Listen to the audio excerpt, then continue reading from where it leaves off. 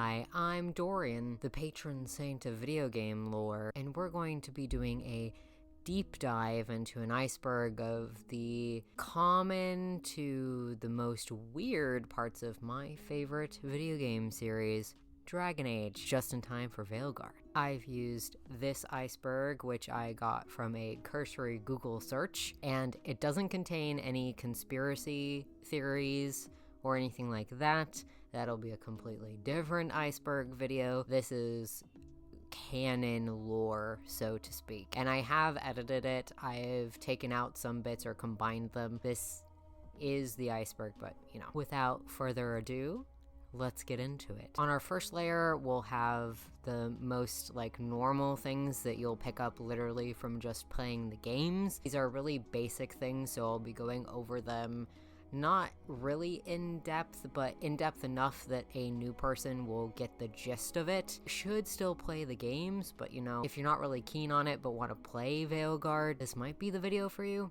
Anyway, first up, the Grey Wardens. In Dragon Age Origins, which is the first game released in 2009 by BioWare, you play as a Grey Warden. They protect all of Thedas, which is the general continent and world that Dragon Age is in, from a nasty little thing called the Blight. More on that later. And they're a sort of military, but not really military organization. They're neutral politically as well, but in general, they're really the only ones that can kill the Archdemon, which is, again, something I will be going over later, but the Archdemon is pretty much the big bad guy at the end of a Blight. You have to kill it in order to end a Blight. Our beloved Egg, or Solus from Inquisition, hates the Wardens for some reason, and there's also Loghain in Origins who messes up the entire game simply because of a civil war between Ferelden and Orlais, which are two places within Thedas, and he's someone you can recruit into the Grey Wardens and plot, etc., etc., etc. for Origins. The Grey Wardens are just people who can kill the Darkspawn and the Archdemon, and they have to drink the Archdemon's blood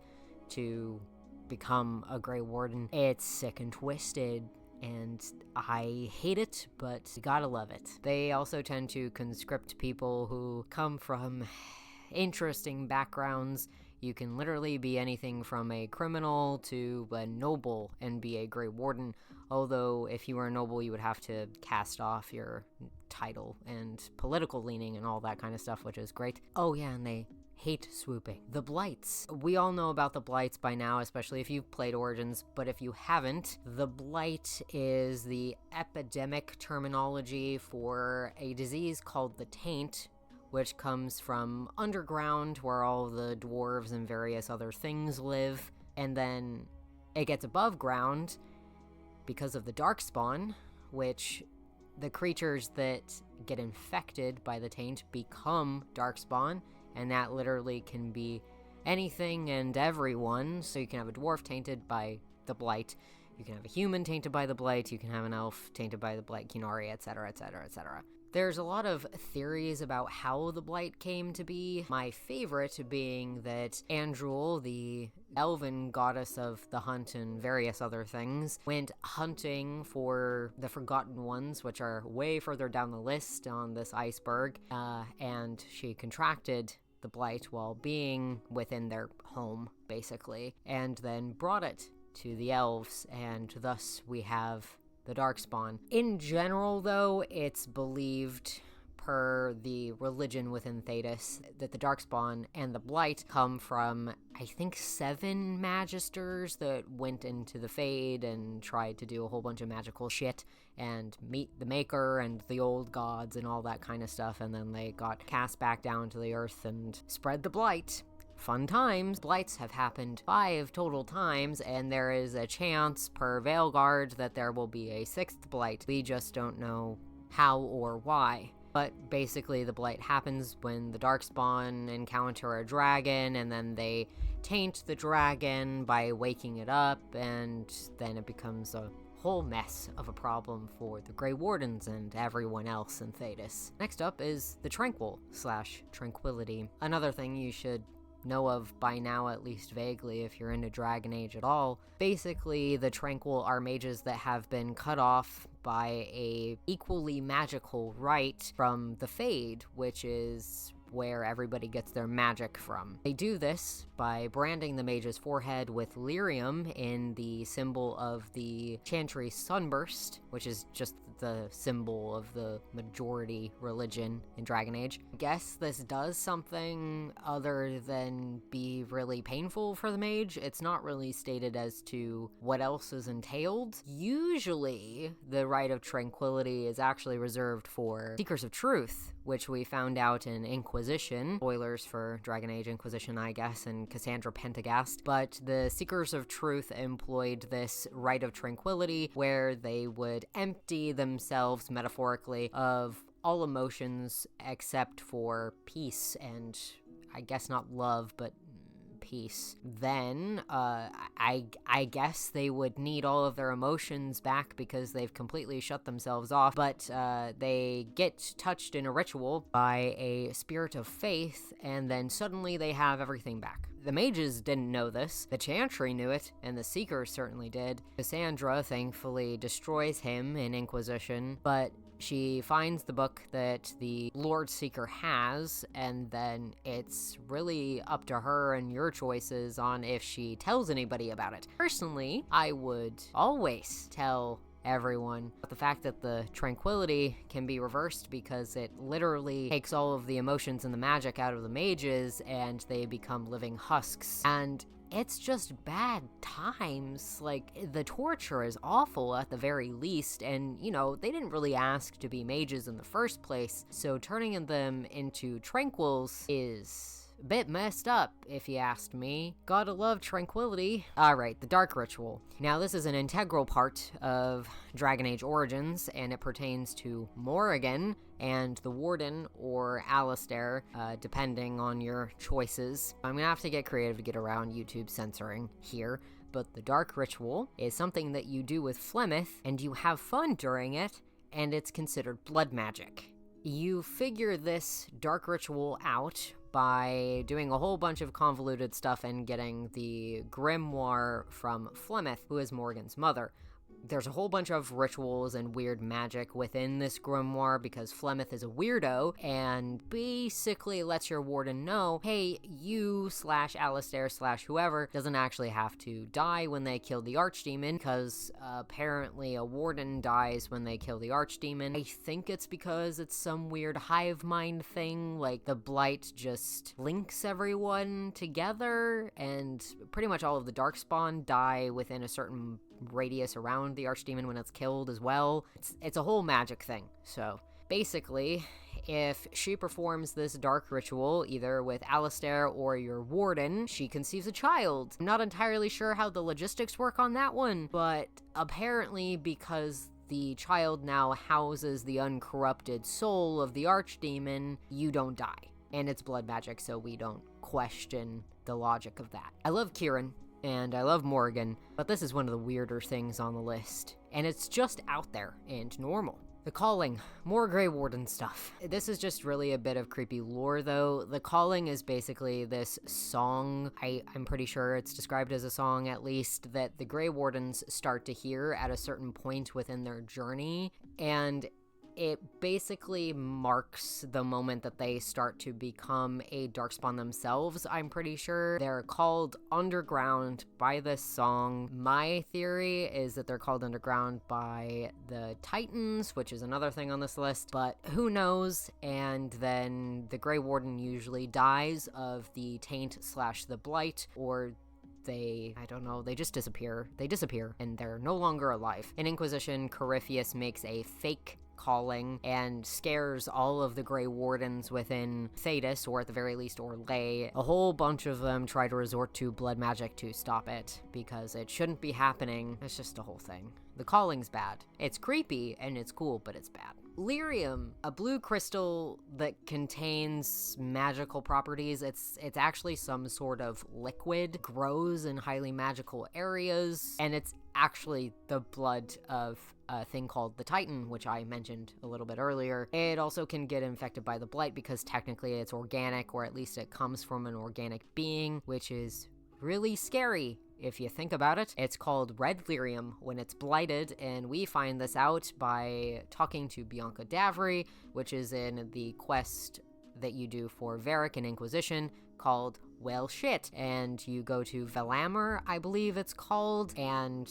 she basically goes through this whole process of leading you through the deep roads only to say, oh no, these darkspawn are here and these dwarves are all bad and they're part of the Carta, and I may have done some stuff with Corypheus. And then you seal the deep roads and she tells you about the plague. Also, lyrium can be used for many things, including enhancing magical effects. Some mages drink this to replenish their mana so that they can cast magic. Templars take it in a form of a substance so that they can, quote-unquote, protect people from mages and dispel magic and all that kind of stuff. Also, dwarves are not immune, but have a resilience to lyrium. It's usually explained because they're the ones that are mining it because it's so far underground. They're just not affected by things. However, raw lyrium exposure, even for dwarves, can cause severe psychological effects, nightmares, and also severe sickness. So that's great. Also, lyrium has a song to it, as does red lyrium. Lyrium has like a sort of nice melody, and then the red lyrium has like, I guess, a minor chord or something. Cole tells us about this in Inquisition, where he says something to the effect that the song is different. Oh, also it can explode. The deep roads. This is just a bunch of horrible tunnels with a bunch of horrible things in it. Next.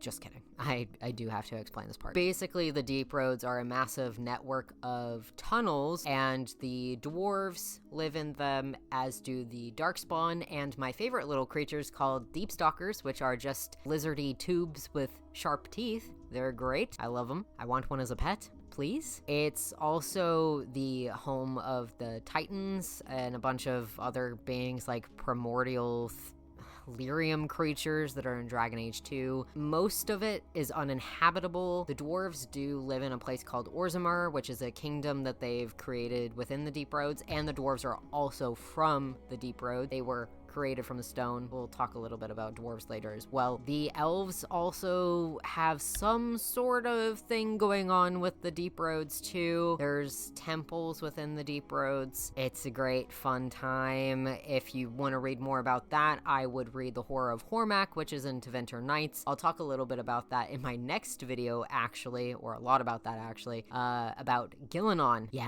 Yeah, the deep roads are not a fun place. I wouldn't go there. Blood magic, just as it says on the package. It's a supposedly reviled and often abused form of magic. It's outlawed by the Chantry and supposedly also outlawed by Tevinter, but many magisters of the Tevinter circle still use it. It's a powerful way of getting defense, offense, and healing all in one, because you are either using your own blood to pick apart enemies, or you're healing yourself or your allies by using the blood of your enemies. Meryl from Dragon Age 2, a Dalish elf, is a blood mage, and she is both a little ball of sunshine and also a terrifyingly OP blood mage.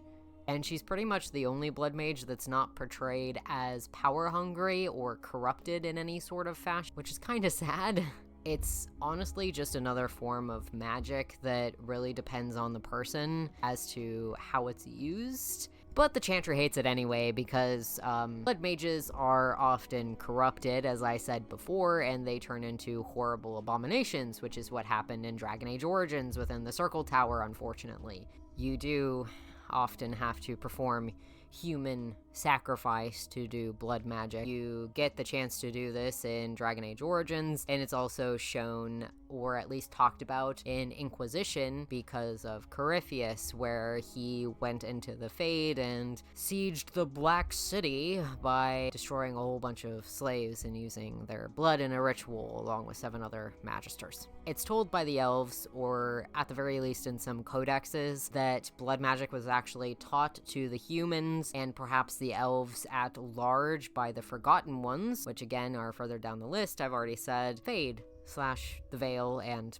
magic in general. Without getting too deep, the Fade is where spirits roam about, like spirits of the dead and spirits in general, which they're two different things. They can also embody emotions and things like that, like pride, rage, etc., etc., etc. Those are demons. Hole is a good example where he used to be I think a compassion spirit. There are things like that too. The Fade and the material plane were once the same thing until the Veil came down, and the Veil came down because of Solus. He was just trying to make things better, supposedly, or fix a bad situation. Really, it resulted in horrible, horrible things that we're seeing come to fruition in Veilguard. Yeah, it's just a whole thing. But just remember that it's a real place, and you can go to it in pretty much all 3 games, and it's where all of the magic comes from. We're on to level 2, starting with Broodmothers. Oh dear God. So I can't really show Broodmothers on screen unless I censor a whole bunch of jiggly bits. They're awful to look at and perceive with anyone's eyes. Also, I'm gonna give a general trigger warning for this particular part of the iceberg, like this tiny little section of the iceberg. I'm not going to actually describe what happens to these people. I'm just going to offhandedly mention it, but there are going to be mentions of SA, really just in general really terrible things that happen to women. I'm going to give you a couple seconds to skip this one if you need to. Also, if you're a little squeamish about cannibalism, you should probably not watch this part and skip to this.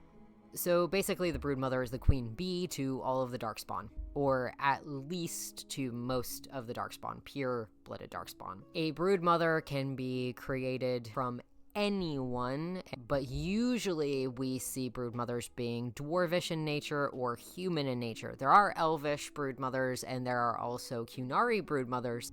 In Hespe's poem, which is a little bit of a codex entry that you can find in Origins when you go through the Deep Roads, it's mentioned that the Darkspawn violate the women that they capture and bring into the Deep Roads. They do terrible things to them, like SA, probably. It's at the very least insinuated. And they also feed dead flesh to them and put the blight in them forcefully. Whoever came up with this is a sick fuck. Let's just say that. And basically, once this woman has cannibalized most of the tainted meat, she mutates into the Broodmother, which is I think it's described as sessile, which I had never heard before, but it just means rooted in place. Basically, she's just an unmoving mound of flesh with a bunch of chi-chis. Yeah. And an elven Broodmother gives birth to Shrieks, a dwarven Broodmother gives birth to Genlocks, a human Broodmother gives birth to Hurlocks, and a Qunari Broodmother gives birth to Ogres. Gross. I hate this part. The elves were immortal. This is pretty much just a fact that I don't really have to explain, but we find this out during Trespasser. Solus tells us that before he brought down the Veil, the elves were immortal, and now that the Veil is here, they live normal lives.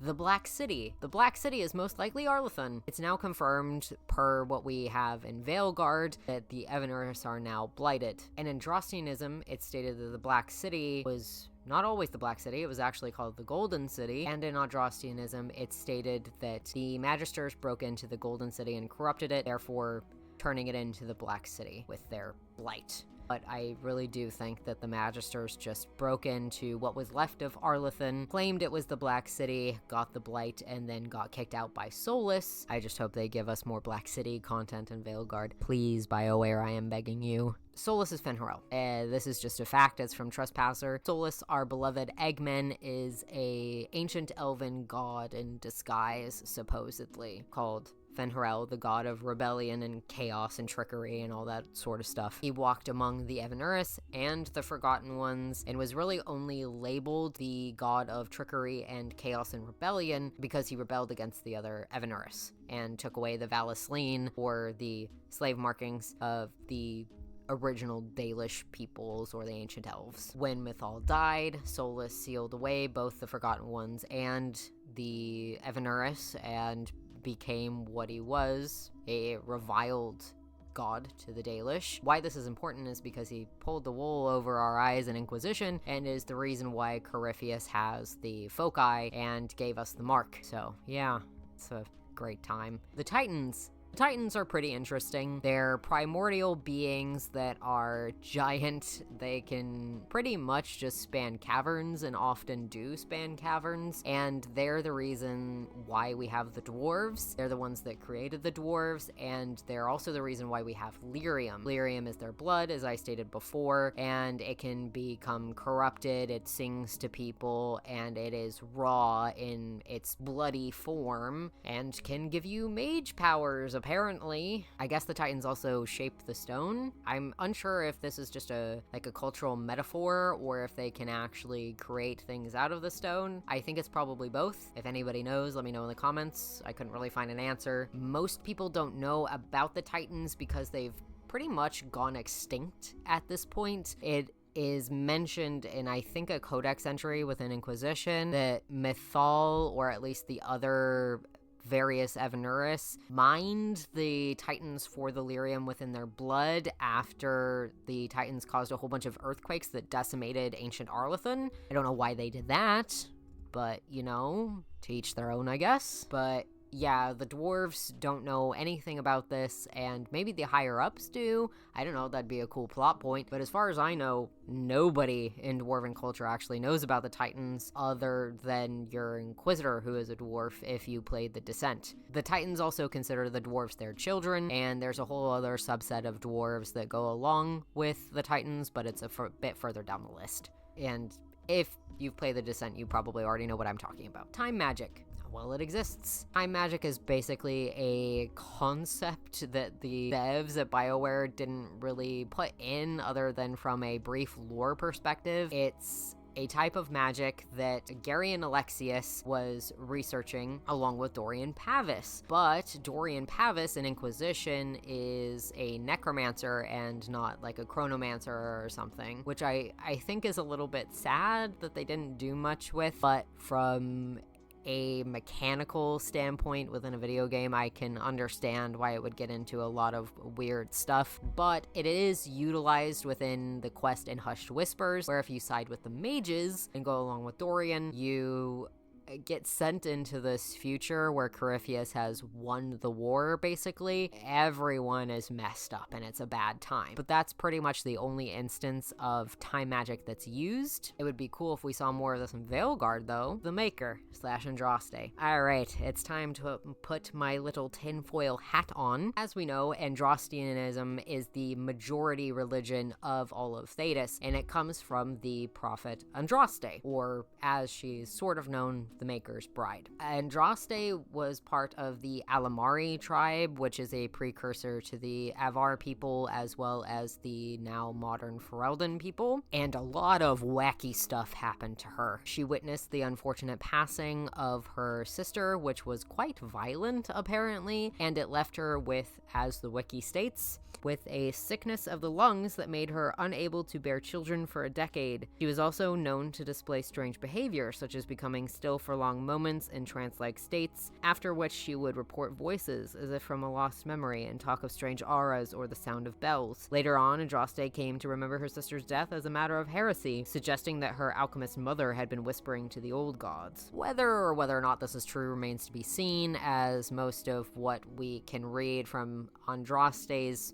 standpoint, or at least time period, really only comes from recounts retelling what happened to her, and not from Andraste herself. To me, this reeks of dreamer magic, or at the very least magic in general, which of course leads me to believe that she might have been a mage. Not only that, there's the Maker thing. It's debatable on whether or not Solus is the Maker. That is a bit of a conspiracy theory. He could have also been Elgar'nan, or any of the other Evanuris or Forgotten Ones, or he could have just been some spirit of faith or what have you from the Fade. All we know is that the Maker came to her in her dreams and talked to her, and Andraste convinced him to help and not abandon his children. My own theory is that the Maker is in fact Solus. He would have been the person that the Magisters came into contact with in the Black City. He's the one that sealed away all of the Evanuris and the Forgotten Ones. There's a whole, I think, 194 years in between the Magisters falling to Earth with the Blight and Andraste being born. Solus might have been the maker, guys. Once Andraste got the whole maker thing within her head and started the religious movement, she then created a rebellion that led to her unfortunate passing. Anyway, she was definitely a mouthpiece for something beyond the veil. Whether or not it's Solus, I don't think we'll know until Veilguard comes out. If anybody has a time machine and just wants to crank it up to the 31st, that would be great. Flemeth has Mythal's soul. Flemeth, the Witch of the Wilds from Origins and Dragon Age 2 and even Inquisition, is possessed and somehow merged with the soul of the elven goddess Mythal. We all know the story that Morgan tells us in Origins about the woman named Flemeth who was scorned by her husband, and she called out to anything that would listen to help her. Apparently, the actual tale is that she fled the Alamari and asked for help from anything that would listen, and Mythal answered. I think it's likely that that version of her tale is true, or at least some version of it is true, but I think Flemeth might be a little more elven than we thought. I personally believe that Flemeth is not actually Flemeth. I actually don't think Flemeth ever existed. I think that if Flemeth did exist, her personality and her soul and whatever she is not with us, and that Mythal is the only one that's piloting her body. Obviously, we know from Origins and from Inquisition that Flemeth body hops as well. Flemeth has many daughters. She has this many daughters because she needs to body hop anytime a body dies. So who's to say that Mythal didn't just randomly possess some old woman from High-Ever and then just continued to possess any of the daughters or the people in her bloodline anytime the body died? Oh, yeah, that's my other conspiracy theory. Thank you for coming to my TED Talk. Illuvians.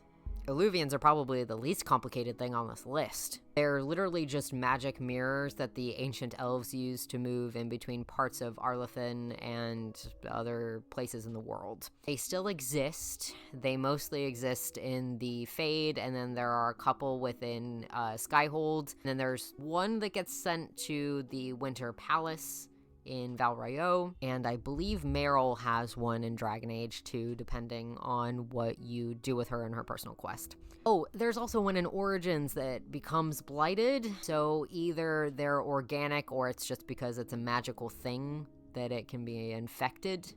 But yeah, they're pretty much the least complicated thing on this list. It's just a magic mirror that people use. And now we're at the next level, and we're going to start with the Executors. I am really holding out for the Executors to be a thing in Veilguard, but I'm not entirely sure they will be. They're also called those from across the sea, and they show up within Dragon Age Inquisition at various places with their symbol, which is a triangle that's been inverted, I believe, with a couple squiggly lines through them. The Inquisition then traces the symbol to an Orlesian woman, and once you start investigating it, either through Liliana or Cullen, you get a letter from the Executors telling you that they're not a threat to the Inquisition, and that Corypheus is actually the biggest major threat, and that they will be supporting you from afar, but that their observation is done. And that's about it.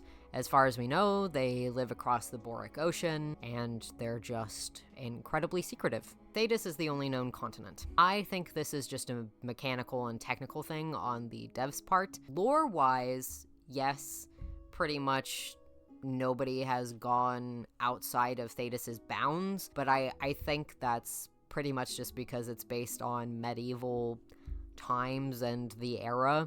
Traveling in between continents was incredibly hard back in those days. You would have people passing away quite frequently. So from a lore standpoint and from a mechanical standpoint, I understand why Thedas is really the only place that they've looked at. It would be cool if we went to other places within the Dragon Age universe, but again, I don't think we are going to, and that's okay. Abominations. Abominations are mages or anyone else that has been touched by magic and possessed by a demon or a spirit. Those that are more emotional or have been dabbling in blood magic are a bit more prone to becoming possessed. Uldred in Origins. Beloathed. Other abominations are Wynn, who is possessed by a spirit of faith, Anders, who's possessed by justice or vengeance, and technically Cole, who is a weird amalgamation of himself and compassion. Other than that, abominations can literally be anything from werewolves werewolves to vampires, and the more common ones are apparently Sylvans, which we only see in Origins, and arcane horrors, which are undead mages that have been possessed by, I think, pride is what the wiki says. Shah Bratol. These are dwarves only in the Descent DLC, and they are fused within lyrium armor. They also drink liquid lyrium, which you know from our section on the Titans is the blood of the Titans. They're the protectors of the Titan itself, and honestly, that's all we really know about them, unfortunately. They're just strange or different dwarves that live down on the deep roads and drink Titan blood. New griffin eggs found. Well, I mean, yeah, considering Asan is a thing, I assume this iceberg was made before Veilguard was announced, so we kind of already know that. I'm not going to go into too much detail just because it would probably be a Veilguard spoiler, and I myself don't know anything about it, but it does seem to have something to do with Davrin, who's a character from Veilguard. And I also believe this may be a reference to The Last Flight, which is a novel within the dragonage universe that's canon. I believe within that book, there is a character named Isaiah who finds and protects a griffin clutch of eggs. And then all of the griffins afterwards come from that specific bloodline. I think that's what this is talking about. Hero of Ferelden is searching for a cure to the blight. Now, this is, as far as I know, a sort of throwaway line from various romanced NPCs within Inquisition from Origins. So Liliana, Morrigan, Alistair, that kind of a thing. I think you may get it out of Zevran as well, but only through a letter, as he's not in the game, unfortunately. And basically, all of these letters state that the hero of Ferelden is off in the Krokari Wilds, or like the land to the west that's been untouched by the blight, and they're currently searching for a cure for it. The last one on this section of the iceberg is the Forgotten Ones. Another opportunity to put my tinfoil hat on. The Forgotten Ones are the bad versions of the Evanuris, or at least they're worse than whatever the Evanuris are now. Personally, I think the Forgotten Ones are part of the reason why we have the Blight in the first place. They all exist within the Void, whether they want to or not. They were either sealed away by Soulless in general, or they had all just lived there for an inordinate amount of time. And it's possible that this is where Andrul got the taint after she was bored and hunting the Forgotten Ones. It's also possible that the Forbidden Ones and the Forgotten Ones are the same thing, and that they taught the humans blood magic as well as the elves, and apparently Soulless is also one of them, and we also see the Forbidden Ones in each of the games. We've had like Gaxgang or whatever in the first game as a part of Origins, and then we had Zebenkek, interesting name, as part of the second game. She was like a desire demon or something. And then Imshale was in Dragon Age Inquisition within this really weird area of Emprise du Lion. The only other one that we haven't seen is the Formless one, which I think might be Soulless, just because he apparently is a Forgotten One as well, but I don't know. I think we'll probably see in the Veilguard, but I'm not sure. And now we're getting into some really weird stuff. This is the next part of the iceberg. Alistair and Fiona are immune to the blight. For those that don't know, Alistair Theron is one of the first NPCs that you meet in Dragon Age Origins, and is also a romance option for you. He is a half-elven man born from a woman named Fiona, who is an elven mage from Orlais. They are one of 3 people who supposedly have an incredible resistance to the blight. The third being Liliana, who has big resistance to the blight. She's not immune, but she has a huge resistance to the blight, and that was said in Inquisition. But as far as we know, Alistair and Fiona are the only ones that are completely immune to the blight. Fiona was a former Grey Warden who was actually sent back because she was cured of the taint, which I haven't read the Stolen Throne or the Calling yet, so I'm not entirely sure as to why or how she was actually cured of the blight, and the fandom is actually divided on how she is somehow cured from the blight, and nobody really knows how Alistair is immune to the blight either. Potentially it has something to do with dragons, as in the comics The Silent Grove, which some of the fandom says aren't canon, and I'm pretty sure as per BioWare, the comics are canon, just because of the fact that the Missing and Blue Wraith are canon as per BioWare's world state. But anyway, in the Silent Grove, there is a character named Yavanna who I guess says to Alistair, or reveals to Alistair, dragon blood was consumed by Calenhad, which is like his great-great-great-grandfather or something. He's the founder of what is known as Denerim and Ferelden. Apparently he became a Reaver or something and made pacts with dragons. Dragons are, I guess, immune to the blight, or their blood doesn't mix,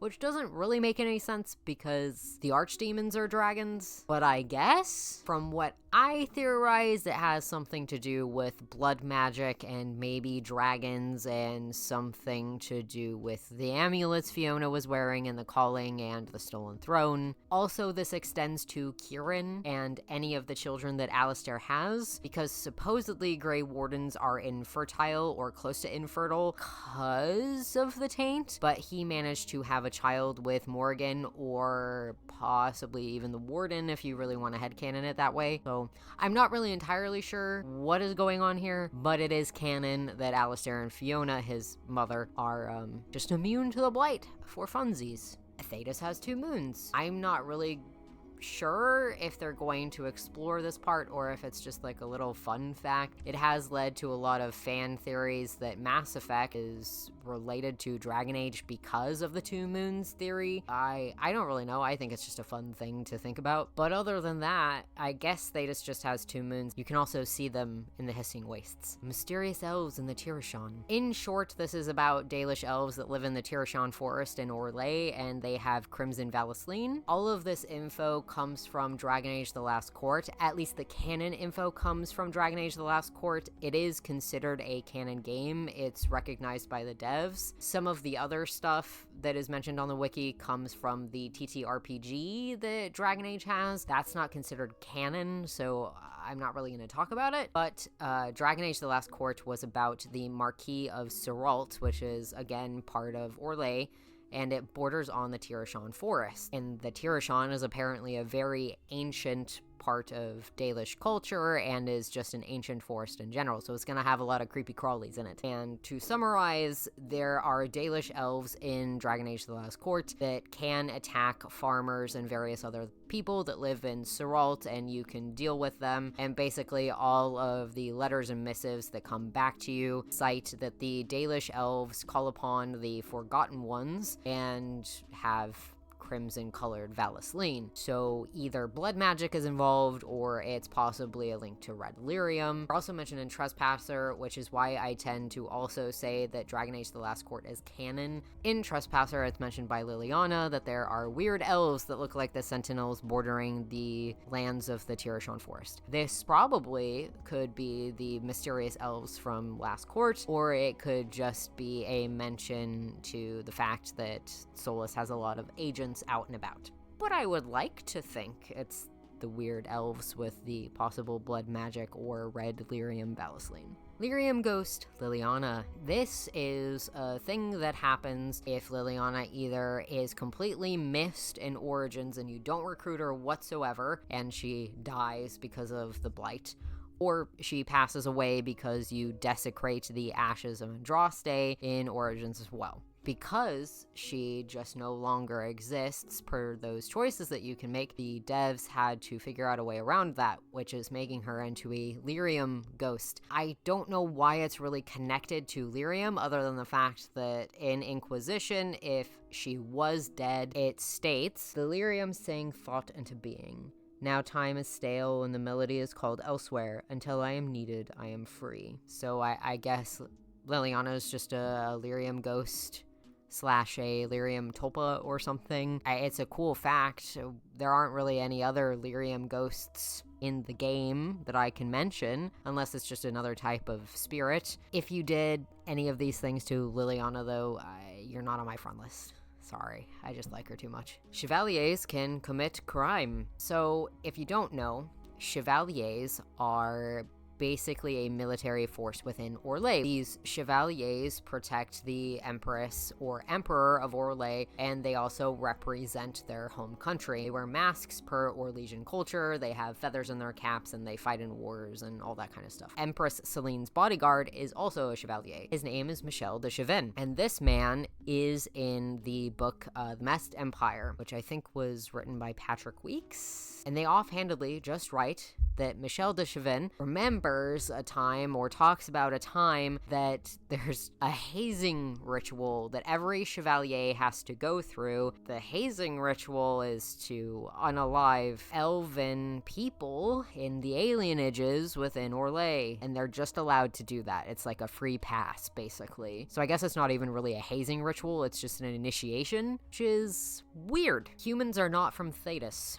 It's pretty much confirmed that humans are from Parvalin, which again is the area that the Qunari are from, or at least landed in. A couple different sources cite that the elves didn't know what humans were until they landed in minus 3100 ancient, and the elves have been the only thing other than the dwarves before that. So that's just a cool fact. Humans are not from Thedas. Well, they're not from mainland Thedas, they're from Parvalin. And they made pyramids. 3 old magisters confirmed to be seen. I don't know what this means. If anyone more knowledgeable than me knows what this means, feel free to tell me in the comments down below. I seem to vaguely remember something about the architect and there being like a weird glitch or something in a screenshot or something within a cutscene in Awakening that denotes that there are 3 Darkspawn Magisters somewhere, but I don't know what this could be otherwise. My husband, upon listening to me ramble about this, said that it might have something to do with the fact that there are,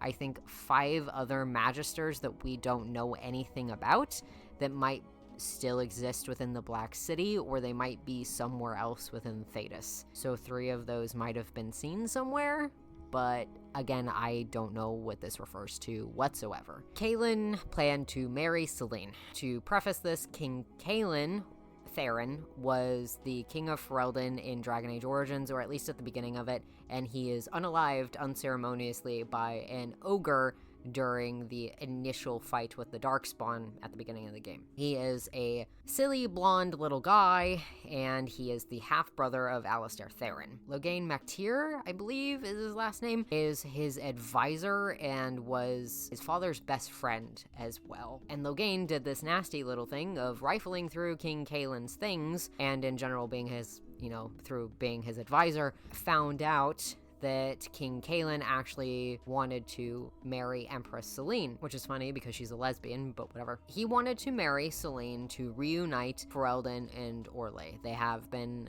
at civil war for years, and even though technically the civil war has ended, there's a lot of issues between each of the countries, and nobody really likes each other. And it was leading to a lot of terrible things. Unfortunately, Loghain fought in the civil war between Ferelden and Orlais and had a lot of terrible things done to him in the process. So he stopped the marriage from happening by letting King Kaelin get unalived by an ogre. So all of Origins happens because Loghain doesn't like Orlais. There's a new continent across the Amaranthine Ocean that makes people sad. At first, I wasn't really sure what this one was about.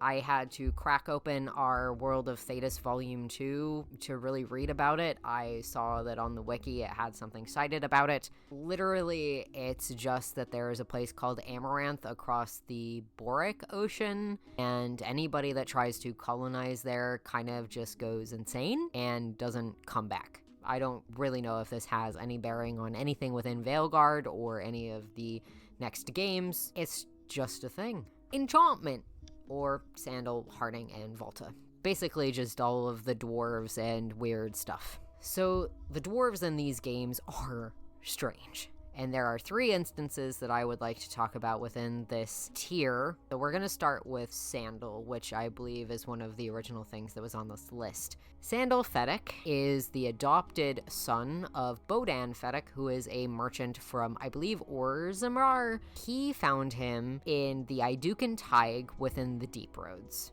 To quote the wiki, Sandal was a young boy with hair pale like marble and clear blue eyes, and no blight could be seen in him. The boy was within a chamber that contained a glittering wall depicting ancient tales of heroes and paragons. Elves, dwarves, dragons, and other unknown creatures were also depicted in a mosaic filled with gold and gems. When Bodan asked Sandal what he was doing there, Sandal told him, "They're coming." A few moments later, the party heard Darkspawn screeching and ran to survive. Even though Sandal was not alarmed, Bodan picked him up and brought him to Orzammar, acting as his foster father ever since. In the Legacy DLC, it's also mentioned that Sandal looks like, and I quote, "a half-dwarven bastard from the Idukan family line whose mother may have been a human or an elf." Sandal is depicted as a disabled character who has a very limited vocabulary and usually just says enchantment and then enchants things for you in Dragon Age 2 or follows his father around in Origins. Bodan has a theory that his son was severely affected by lyrium exposure within the Deep Roads. It could just also be that he's really touched by magic, or that he is just disabled, and that's okay. But the magic thing is important, as humans and elves can make mages. Dwarves can't, which is another thing. Dwarves have been cut off from the Fade. It has probably something to do with the Evanuris and the Titans, but in general they don't dream, and it's fine for them, but it's a very weird experience. There is a section in Dragon Age 2 when you go into the Deep Roads for the expedition that then nearly takes one of your siblings away from you. You can find Sandal just having turned an ogre into ice. At first, we think, well, maybe it has something to do with the runes, because later on we find out that he has a thing for runes and that he can do that. He has one of those ice things in his hand, or hands over an ice rune, and just implies that he froze the ogre with magic. So he's a mage. He's also in Trespasser, or at least he's mentioned in Trespasser. One of his journals can be found around a building, which is a bit concerning considering that means he's in the Crossroads, or him and his dad were in the Crossroads at one point, or something happened with Solus. I want to know what happened to Sandal. Solus, I better have a Sandal in Veilguard that is just saying enchantment and is fine. If there's one hair harmed on his little head, we will be having words. BioWare. There's also another dwarf that has been affected by magic named Volta. She's part of the Shaperate, or was part of the Shaperate, which is this faction from Orzammar that commits things to memories and lyrium, and she was kicked out or put into a different section of the Shaperate because she found out that there is something up with either Harumant or Balin, who rules over Orzammar depending on your decisions within Origins. And she was told to strike it from the record and not put it in Delirium. And she said, "No, I'm not going to do that." And we love her for it. But unfortunately, she was demoted or sent somewhere else. And she comes along with you during the Descent DLC and goes all the way with you to the final boss, where she is just hit in the face with raw lyrium and starts acting strange. Like, literally says this, she can hear the song, and we find out through letters that somehow end up in Skyhold that the Shabatol just have accepted her as one of their own, sort of. And it's really weird, and she's like sobbing, and the Legion of the Dead guy that comes along with you that is like her best friend, his body is like gone. So she's weird, and I guess she's also a mage. Strange. And I could not help myself from mentioning Harding, who also seems to be affected by magic, although I don't know why. Seemingly she is just a dwarf, but as we saw with Sandal, she could have a human or an elf parent. In Inquisition, she doesn't really talk about her family too much, and she's sort of a minor, like a side character. You can sort of romance her and stuff like that with your Inquisitor, but we don't really know any other information other than I lived on a farm and my mom named me Lace because she wanted me to be soft. It's stated on her wiki page that her father says their bloodline is from Orzammar, but nobody knows or has heard about the Harding family line in Orzammar. So where is she from and who is she? We don't know, other than apparently she can turn people to stone, which is only something that we've ever seen Soulless do in Trespasser. So either we make her do something or have a choice that makes her turn into a mage, or maybe she is a mage. These ones are weird, and I think dwarves are gonna have a little bit more magic in Veilguard now, which I'm not really complaining about. I like it. Alright, we're getting there. This is the next level. Dragons have a language. I'll be honest here, I didn't really understand what this meant because I couldn't really find anything on the wiki about it. I then messaged into one of my friend Discord servers that know everything about dragonage. What does this mean? And somebody came back with, this is from the Silent Grove. Apparently, Yavanna speaks to a dragon, so I guess the dragons have a language. I don't really know what this means, other than the Witch of the Wilds can talk to dragons, which makes sense because Mythal can change into a dragon, as can Morrigan after she drinks from the Well of Sorrows. I'm not sure what this means, other than it's a cool fact. Do with that what you will. Evanuris are blighted. This is confirmed by both the at least early release version of the description of Veilguard, and also it's just been confirmed in literally about every social post by saying that there's blighted dragons. Gillenon looks really weird and wacky anyway, so of course she's blighted. And it's even obvious from descriptions like in Horror at Hormac, which is a short story by John Epler in Tevinter Nights, that the Evanuris are a bit weird and definitely blighted. This means that Soulless sealed them away either before they contracted the blight or after they contracted the blight. I'm inclined to say that he did so after they contracted the blight. But he could have not known that the blight was there, and then they all got a little bit weird.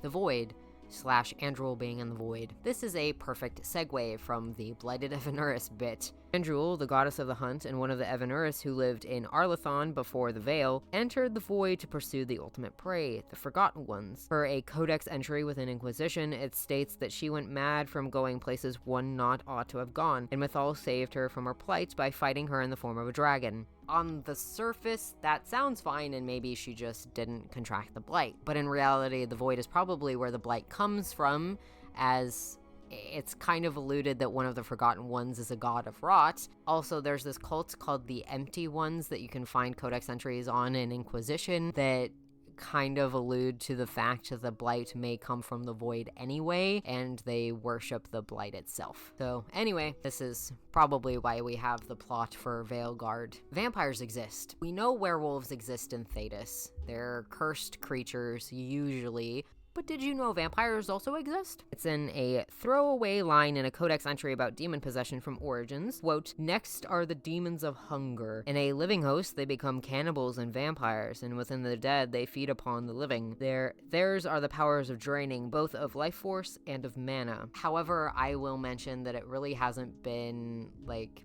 vampires within the context that we know them. It doesn't actually say that they suck the blood out of people or anything. They could be like energy vampires or magic vampires or whatever, but they do exist, and there are really weird implications since the last episode of Vows and Vengeance that there may have been vampires in that one. I would also like to say that these codex entries are usually written by somebody in particular within the lore of Dragon Age, whether they're named or not, so it does seem to be that they at the very least have a name for the vampires, so vampires do exist. Lestat de l'Ancore could be in the next Dragon Age game. Moonmen. This is literally just to poke at the David Icke truthers. For those that don't know, David Icke is a weirdo and a conspiracy theorist that believe that reptilian humanoids have infiltrated the government and that they're aliens, and that most of the reptilians are Jewish people.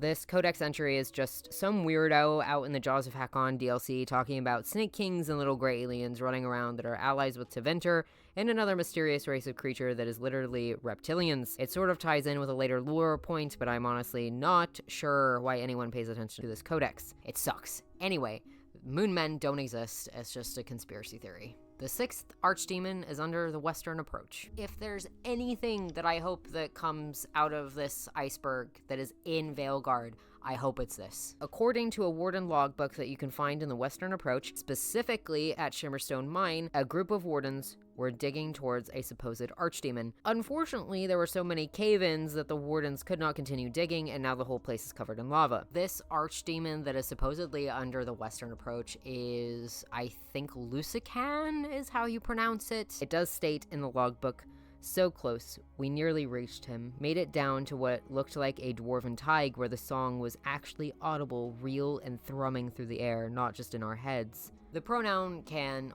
only point to Lucican as Razakale. The only other archdemon that supposedly has not woken up yet is female, or labeled as female.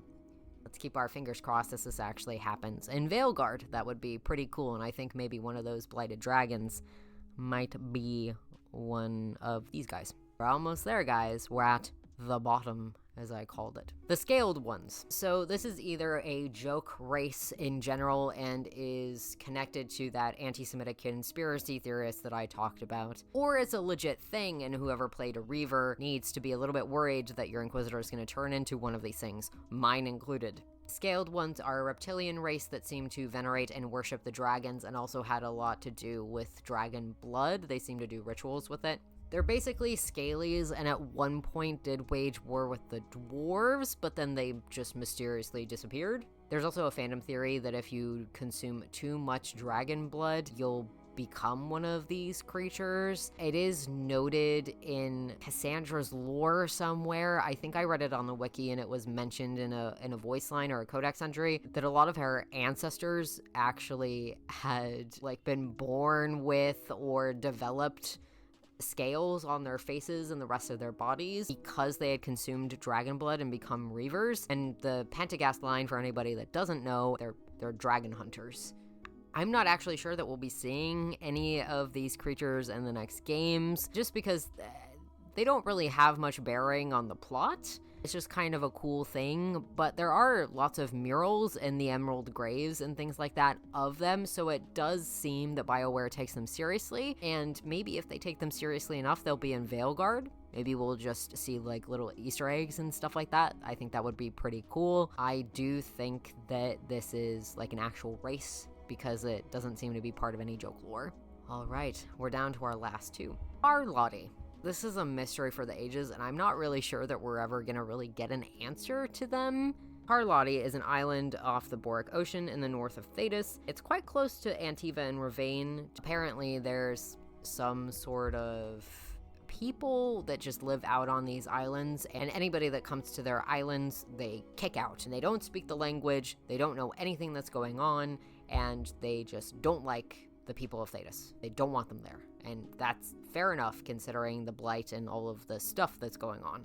I think maybe we'll get mentions of this because we're going to be in northern Thedas, but I don't think we're going to get anything to do with this in Veilguard per the plot. It's just not something that I think they really developed or really talked about. I could be wrong, but I don't think it's something we'll really have explained.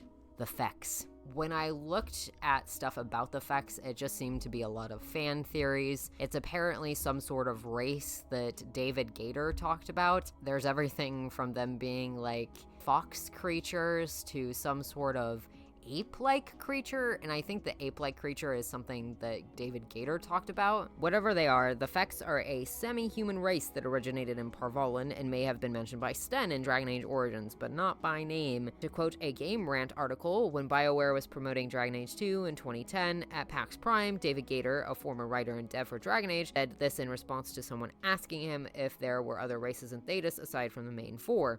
Yes, said Gator. Yes, there are. For instance, there is a race that was native to Parvalin when the Qunari arrived that we have not shown yet. They're called the Fex, F-E-X, and you don't see them outside of Parvalin very much. But yeah, there definitely are, and maybe there's even some beyond Thedas. Honestly, I'm not really sure that we're going to see anything of the Fex either, much like Parlotti. I just think it's a scrapped concept, and I don't think we're going to really see any of it. Sorry, guys. I mean, you can headcanon that there's a little fox race running around. More power to you. In fact, I would vastly prefer that. I hope you enjoyed this little Iceberg deep dive. It's a really long video. I've never put out a really long video like this before. Let me know if you enjoyed it. I'll probably be doing more Iceberg videos just because I enjoy talking to a camera where I can just info dump. It's an autism thing. And my special interest is dragonage. I'll definitely be doing another Iceberg video, probably about conspiracy theories or weird fan theories about the series. I'll be doing a whole bunch about Mass Effect as well, and probably Fallout. I hope you have a good rest of your day, and stay tuned. Bye.